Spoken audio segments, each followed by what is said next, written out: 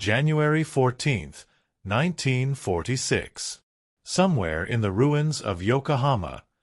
The winter wind cuts through the skeletal remains of what was once a bustling commercial district. Smoke still rises from distant rubble piles, though the war has been over for 5 months. In a makeshift relief station, 4 walls of corrugated metal and a canvas roof, a young Japanese woman named Fumiko sits on an upturned crate, staring at a square of golden-brown bread on a tin plate before her. Her hands, calloused from months of clearing debris, hover over it but do not touch. Around her, 24 other women wait in similar uncertainty, their faces hollow from hunger yet marked by something else, suspicion. The bread is warm. Steam rises from its surface in the cold air. An American nurse, her uniform spotless against the gray desolation outside, watches with patient eyes. "It's cornbread," she says in halting Japanese, her accent strange and thick. "From America. Please." But the women do not move.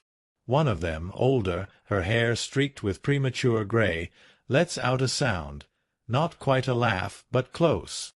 A bitter exhalation that carries years of propaganda, months of starvation, and the sharp edge of defeated pride. She does not believe this coarse yellow square is food.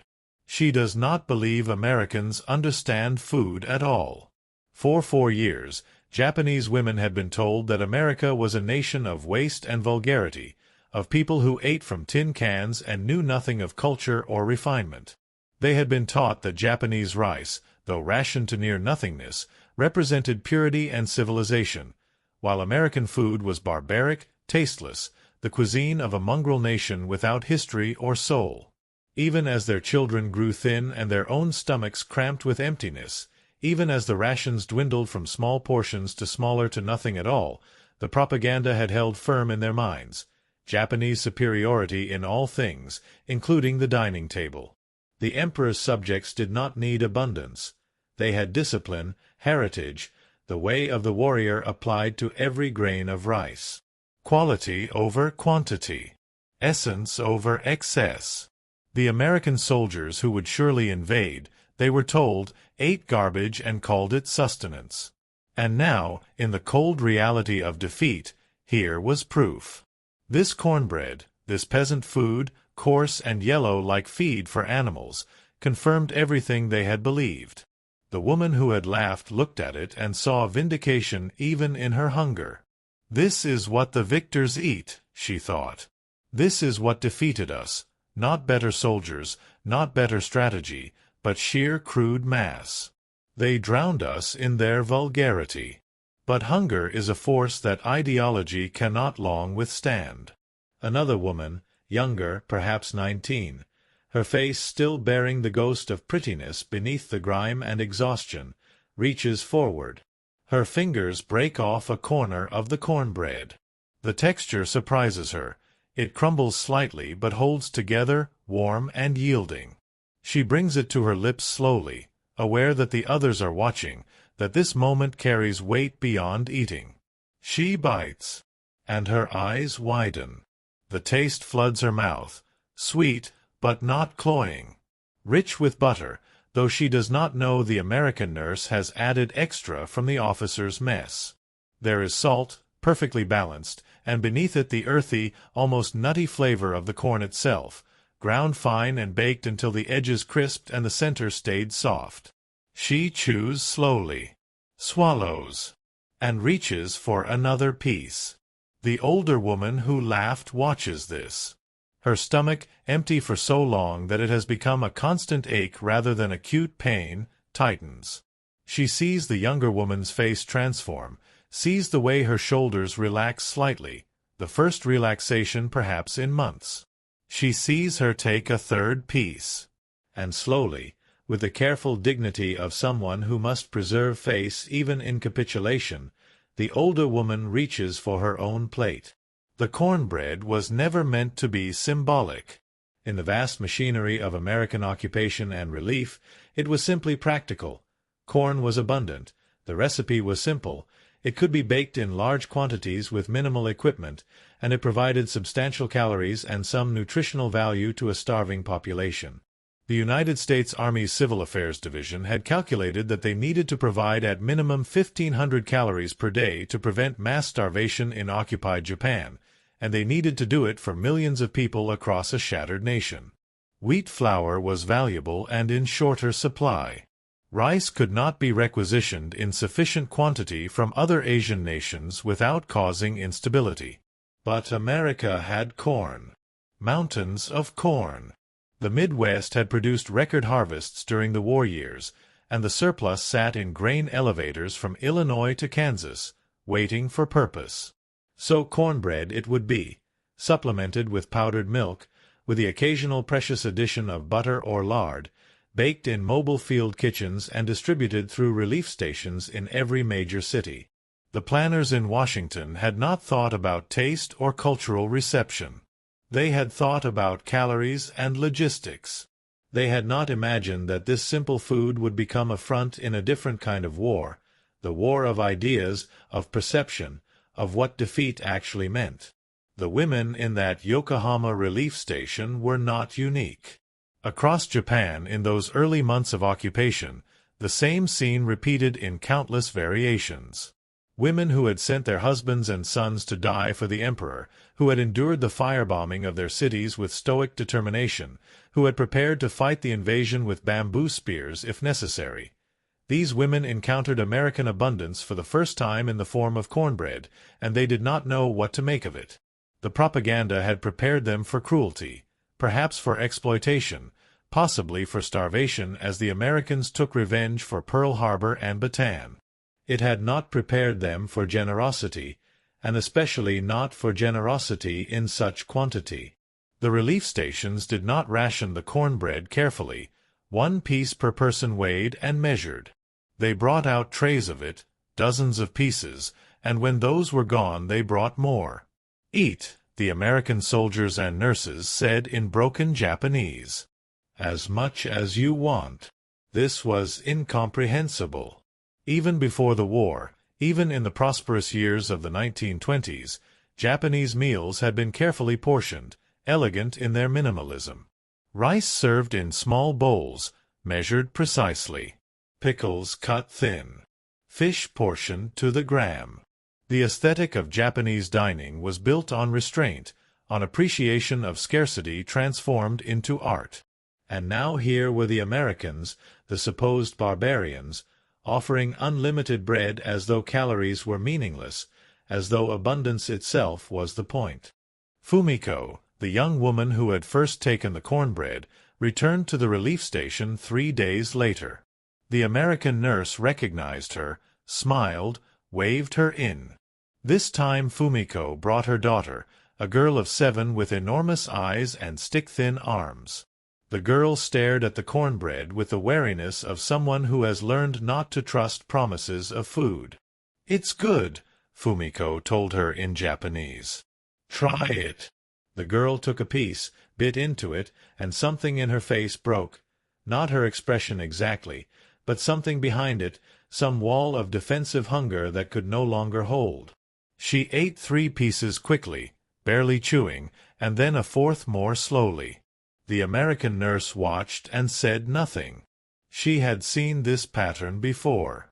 The Japanese women came once with suspicion, twice with cautious hope, and by the 3rd visit they came with something new in their eyes, questions. The questions were never asked directly, of course. Japanese politeness forbade such directness, especially to the occupiers. But the nurse could read them in the glances, in the way the women lingered after eating, in the small gestures and half-started conversations. The questions were, how can you have so much? How does a nation produce this abundance and still have enough to give it away to enemies? What kind of country are you? The answers lay in numbers that the women could not have known, in statistics that would have seemed fantastical had they heard them.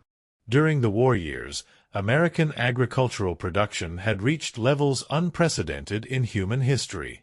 In 1945, the United States produced over 3 billion bushels of corn, more than 1 billion bushels of wheat, and agricultural output sufficient to feed not only its own population, which had enjoyed virtually no rationing of staple foods throughout the war, but to export massive quantities to Britain, to the Soviet Union, to the Allied armies in Europe and Asia.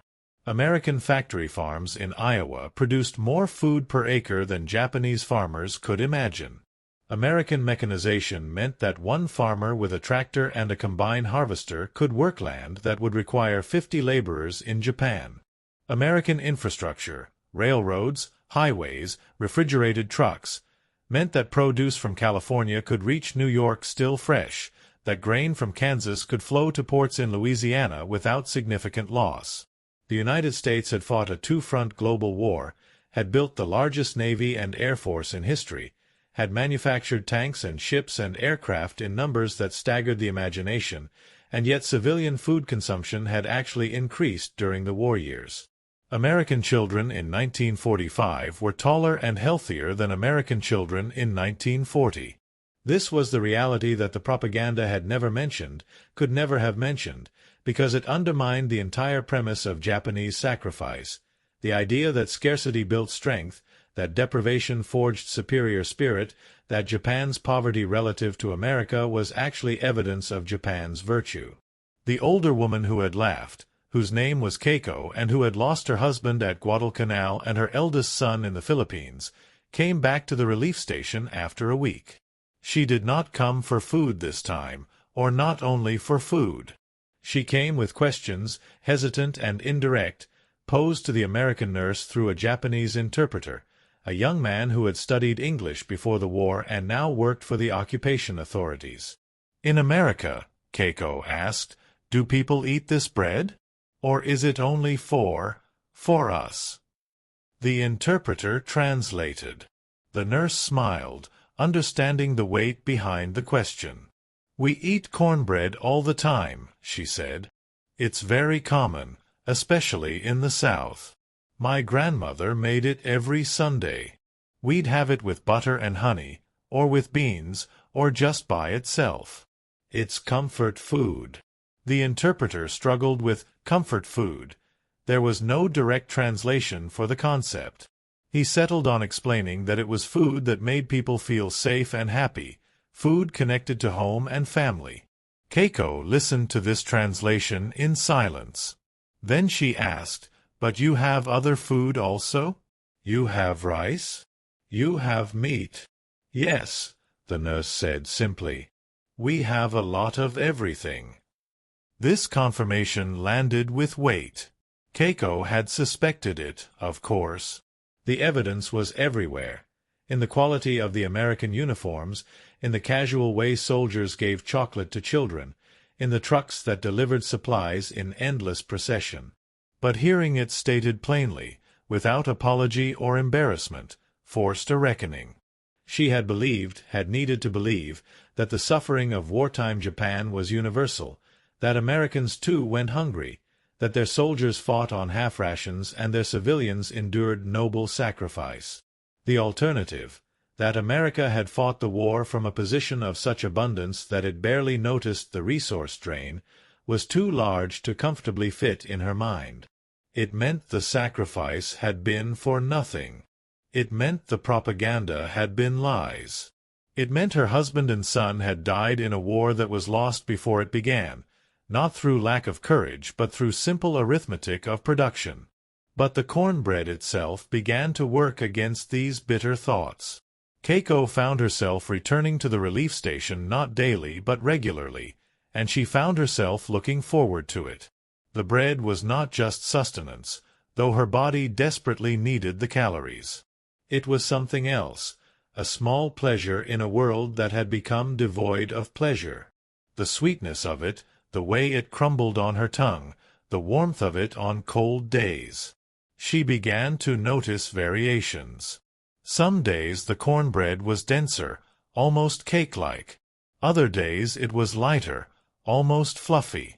Once it came with actual pieces of corn kernel mixed in, which added texture and sweetness. The American cooks, working in their field kitchens, were experimenting, adding their own touches, treating even this relief food as worthy of craft and care. This, too, was instructive.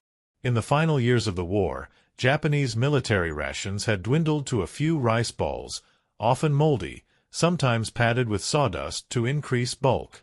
The Yamato, pride of the Japanese fleet, had sailed to her doom at Okinawa with her crew on half rations. Soldiers in the Pacific had starved in their thousands, reduced to eating grass and roots and sometimes worse. Food had become purely functional, stripped of all pleasure or care, reduced to the minimum calories to sustain combat effectiveness. And here were the Americans, the victors, putting butter in bread they gave away to enemies. The contrast was not lost on Keiko, though she did not speak of it. By February, the relief station had become a community center of sorts. The women came not only for food but for the warmth of the metal stove, for the chance to sit somewhere that was not rubble, for the human contact. The American nurse, whose name was Helen and who was from Tennessee, learned more Japanese. The women learned some English, practical words like please and thank you and tomorrow. They learned that Helen had a brother who had fought in the Pacific, who had been at Iwo Jima, who had nightmares still from what he had seen. This information, casually mentioned, reframed things. The Americans were not abstract victors or propaganda caricatures. They were people who had also suffered, who had also lost, who had also known fear and grief. The war had wounded everyone, and now here in the aftermath, over cornbread and weak tea, some small bridge was being built across the chasm of recent enmity. One day, one of the women brought a small gift, a origami crane, folded from a scrap of newspaper. She presented it to Helen with great formality, bowing deeply. Helen accepted it with equal seriousness, bowing in return, though her bow was clumsy and probably improper. The gesture hung in the air between them, fragile and tremendously important. It said, "We see your kindness." It said, "We are grateful." It said, perhaps, "We were wrong about you." The transformation was not universal or simple. There were women who came for the food and left quickly, who took the cornbread with resentment, who saw it as one more humiliation in a war of humiliations. There were those who could not separate the bread from the occupation, who tasted in every bite the ashes of their burned cities and dead families. Grief and propaganda and national pride are not easily unmade by simple carbohydrates, however abundant. But even these women, angry and resentful, came back. They came back because their children were hungry. They came back because the cornbread was there, reliably, day after day, in quantities that never seemed to diminish. They came back because survival required it, and in time, survival began to reshape memory. The stories they had been told about American cruelty did not match the reality of American nurses who learned their names, who asked about their children, who added extra pieces to the plates of the obviously pregnant or the very elderly. The propaganda image of Americans as racist demons did not align with soldiers who smiled at their children and shared photographs of their own families back home. Cognitive dissonance is uncomfortable, and humans resolve it in various ways. Some simply accepted the contradiction without attempting to resolve it. Others began, slowly and carefully, to question what else they had been told. If the Americans were not cruel, was the war perhaps not defensive? If America had this much abundance, had Japan ever had a chance? If the enemy was not barbaric, what did that make the things Japan had done in China, in the Philippines, in Malaya? These questions were dangerous, and most did not voice them, not even to themselves, not fully. But the cornbread sat in their stomachs, warm and real, and it made the questions harder to ignore. By March, some of the women had begun bringing things to trade. Small crafts, mended clothes, vegetables from tiny improvised gardens in the rubble. The Americans did not want trade.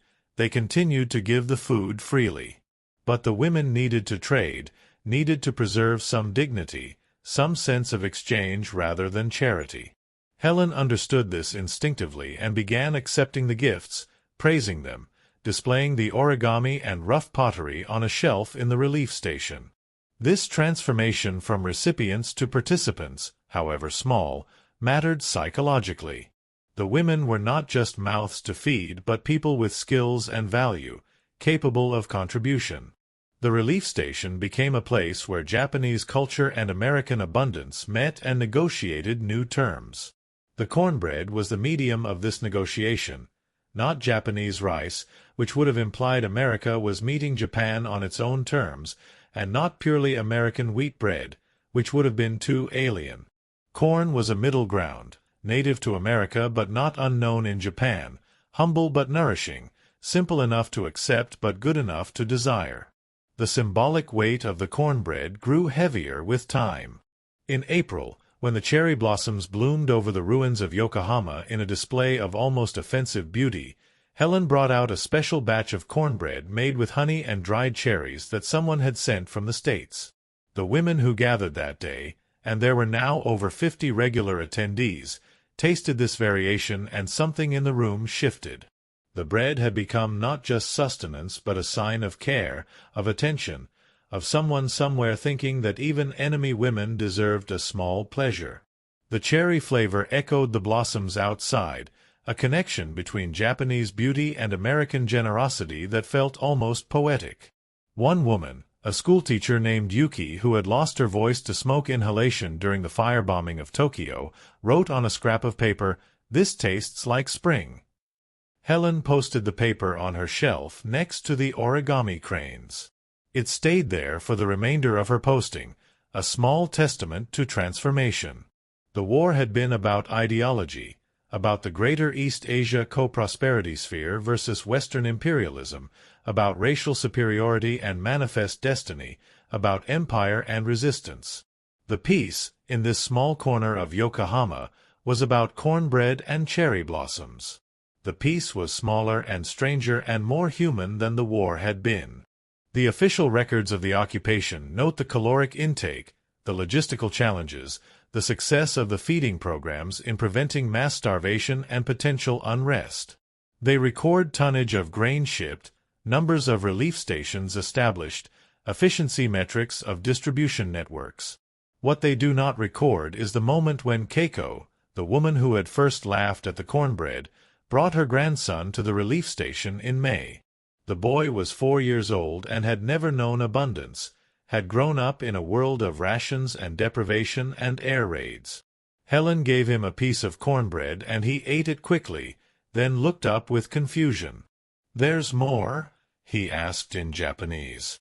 "Always more," Keiko told him, and as she said it she understood something that had been building in her for months. America's power was not primarily military, though their military had been overwhelming. It was not primarily technological, though their technology had been generations ahead. America's power was this, the ability to say, "always more," and have it be true. The ability to produce abundance so vast that it could be shared with enemies without diminishing the share for friends. The Japanese Empire had been built on the management of scarcity, on the careful allocation of insufficient resources, on the virtue of deprivation. America was built on the assumption of surplus, on the idea that there should be enough for everyone and that the goal was to produce even more. These were incompatible worldviews, and the war had decided which one could sustain a global military campaign. But here in the aftermath, the worldview of abundance was deciding something else, whether the peace would be generous or punitive, whether the defeated would be crushed or rebuilt, whether former enemies could become something else. By summer, the relief station in Yokohama was one of hundreds across Japan, and the cornbread had become familiar, even expected. The initial suspicion had long since faded. Women brought their children, their elderly parents, their neighbors. The occupation authorities noted with satisfaction that distribution was peaceful, that gratitude seemed genuine, that the program was achieving its strategic objective of winning hearts and minds. But strategy was only part of the story. The rest was in the small moments, the way Fumiko's daughter had gained weight and lost the hollow look in her eyes, the way Yuki the teacher had begun giving informal lessons in the relief station using the backs of food cartons as writing boards, the way Keiko had started helping Helen distribute the food, had become a bridge between the Americans and the Japanese women, translating not just language but culture and expectation. One day in July, Keiko told Helen a story. Before the war, her husband had worked in a trading company, had traveled once to San Francisco. He had returned with stories of American waste, of restaurants that served portions too large to finish, of food thrown away in quantities that would feed a Japanese village. He had told these stories with contempt, with righteous judgment. "Now I understand," Keiko said, "that he was seeing abundance and calling it waste because we had no word for that much plenty." Helen listened to this confession, this small betrayal of propaganda and dead husband both, and understood that she was witnessing something that the generals and politicians could not manufacture. Genuine transformation, the kind that happens one person at a time over shared food. The cornbread itself began to evolve in unexpected ways. Some Japanese women, learning the basic recipe, started making it themselves when they could acquire cornmeal through the new distribution networks. They adapted it to Japanese tastes, making it less sweet, adding soy sauce, incorporating it into meals with traditional elements. In some homes it appeared alongside rice rather than replacing it, a hybrid cuisine born of necessity and curiosity. The younger generation, children who had known nothing but war and now knew the peace that came with American food aid, grew up thinking of cornbread as normal, as simply food rather than enemy food or victory food. They would become the generation that rebuilt Japan, that transformed it from defeated empire to economic powerhouse, and in their food memories would be this democratic bread, shared freely, given without apparent limit. The symbolic nutrition of that generosity, of abundance used not as a weapon but as a gift, would shape their understanding of America and of what defeated Japan could become. They had been taught that Americans were devils, but devils did not bake bread for enemy children. They had been taught that Japan's poverty was noble, but noble poverty had led to starvation while American excess led to surplus. The old certainties had crumbled like cornbread in small hands, and in the space they left, new ideas could grow.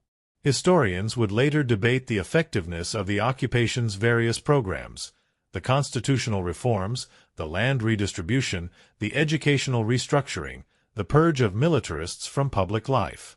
But perhaps no program was more immediately effective than the simple act of feeding people. Food is primal and political both. An empty stomach thinks revolutionary thoughts. A fed population can afford to be patient, to wait and see, to give the new order a chance. The cornbread was not propaganda. It was too real for that, too tangible. But it was persuasive in ways that propaganda could never be. It said, "You are not our enemies anymore." It said, "We have so much that we can afford to share." It said, "This is what democracy produces, enough for everyone." Whether these messages were intentional hardly mattered. The women who ate the cornbread received them regardless, and over months those messages eroded the foundations of the ideology that had sent Japan to war. The idea that scarcity built character could not survive contact with abundant character. The idea that Japanese spirit could overcome material disadvantage was revealed as the murderous fantasy it had always been. The idea that the West was decadent and weak was disproven by every truckload of supplies that rolled through the ruined streets. The Americans were not decadent. They were not weak. They were impossibly, absurdly strong, and they were using that strength not to destroy but to rebuild. This was confusing. This was humbling. This was, for some, the beginning of wisdom. In September 1946, 1 year after the surrender, Helen prepared for the end of her posting. She would rotate back to the States in October, her service complete. The relief station would continue under new staff, the feeding programs would expand and evolve, but her particular small corner of the occupation would pass to other hands. On her last day, the women organized a ceremony. They had kept it secret from her. planning in whispered conversations over the cornbread. When she arrived that morning, the relief station was decorated with paper flowers, with streamers made from scrap fabric, with banners bearing messages in English painstakingly copied from dictionaries. Over 60 women were present, more than had ever come at once. Keiko, acting as spokeswoman, presented a gift, a kimono, not new but beautiful, deep blue silk embroidered with waves and cranes. It had belonged to someone's mother, someone's dowry, had survived the firebombings through luck or providence. "For you," Keiko said in careful English. "Because you saw us. Because you gave us bread but also gave us respect." Helen, who had maintained professional composure through months of difficult service, wept. She accepted the kimono with the deepest bow she could manage. In that moment, the relief station was not a program or a policy or a strategic initiative. It was a place where enemies had become something else. Not friends exactly. The gulf was still too wide, the hurt too recent, but not enemies anymore. People. Just people, trying to survive and rebuild and make sense of the catastrophe that had reshaped their world. After Helen left, the relief station continued. The cornbread continued. The occupation continued, would continue for years, and Japan would slowly transform from devastation to recovery to prosperity. The reasons for this transformation were complex: wise policy and Japanese determination and geopolitical necessity and the Cold War and 1,000 factors great and small. But among those 1,000 factors was this: the decision to feed the defeated generously, to share abundance rather than withhold it, to treat former enemies as future partners rather than permanent subjects. That decision was made in Washington by strategists thinking about global power, but it was implemented in Yokohama by a nurse from Tennessee who made sure the cornbread had enough butter, who learned the names of the women who came each day, who accepted origami cranes as though they were treasures. The decision was felt by women like Keiko and Fumiko and Yuki, who came with suspicion and stayed for sustenance and left with questions about everything they had believed. The decision rippled forward through their children and grandchildren, through the decades of peace and partnership that followed. In the 1960s, when Japan began its economic miracle, some of the women who had eaten cornbread in 1946 would watch their children graduate from university, would see Sony and Toyota become global brands, would witness their nation transform into the world's second-largest economy. They would remember the hunger and the defeat and the bitter laugh when they first saw that yellow bread. They would remember that they had been wrong. The Americans had fed them, had rebuilt them, had helped them become something new. The bread had been more than bread. It had been an argument, a sermon, a promise, and unlike so many promises made in wartime, this one had been kept. In the end, the cornbread was neither American nor Japanese, but something created in the space between, a food born of abundance, received in scarcity, transformed by generosity into something that transcended its simple ingredients.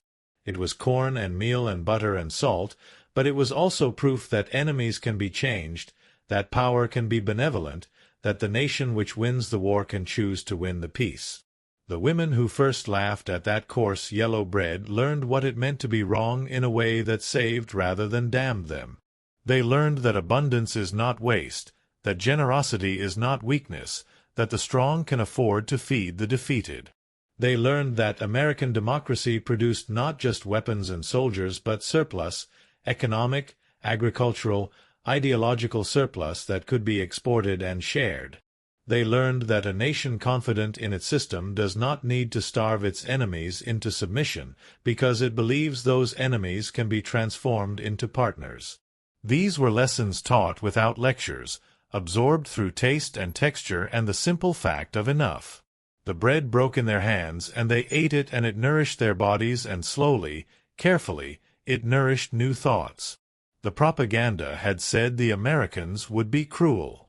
The cornbread said otherwise, said it every day, said it with butter and honey and the warm, generous abundance of a continent that had never known sustained hunger. The propaganda could not compete. The propaganda dissolved like sugar on the tongue, leaving only the truth. They had been lied to, they had been defeated, and the victors were better than the lies had claimed. That was a hard truth, but not as hard as starvation. That was a difficult truth, but the cornbread made it easier to swallow. And so they learned, one piece at a time, one day at a time, one woman and one child and one grandmother at a time. They learned that defeat could be the beginning of something better, that the end of the empire could be the start of a different prosperity, that the same hands that had dropped the bombs could offer bread. They learned, eventually, to accept both truths, the destruction and the reconstruction, the violence and the generosity, the end of the old world and the beginning of the new. The cornbread was there for all of it, humble and filling, democratic and abundant, American in origin but universal in appeal. It was never meant to be symbolic, but symbols are rarely intentional. They emerge from necessity and circumstance and the human need to make meaning from survival.